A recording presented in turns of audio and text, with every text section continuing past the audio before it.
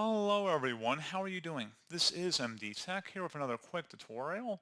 In today's tutorial, I'm going to show you guys how to hopefully resolve if file history does not recognize this drive, error message that you're experiencing on your Windows computer. So Windows file history has been a feature in Windows, I believe, going back to Windows 7 that allowed you to back up files to an external drive.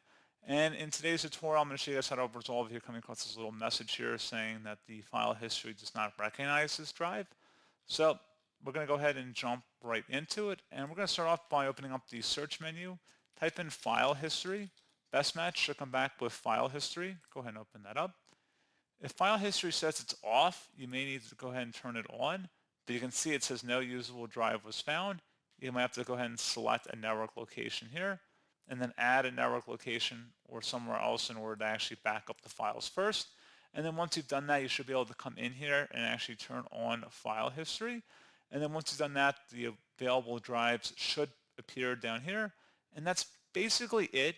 You may also want to make sure your USB drive is properly connected to your computer if you're using an external media source like that, and then plug it back in. So unplug it, plug it back in, see if that helps resolve the problem. And if you have different devices under here, like let's say file history is on, if you expand the dropdown, you may be able to remove the drive and then re-add it.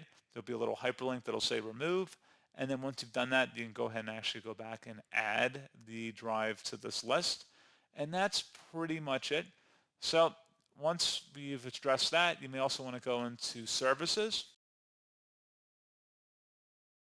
And you want to locate the file history service and double click on it. You want to set startup type in here to automatic and start the service and then select apply and OK. And there you go, guys. That should hopefully be about it.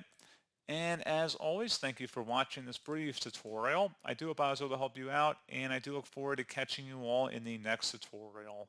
Goodbye.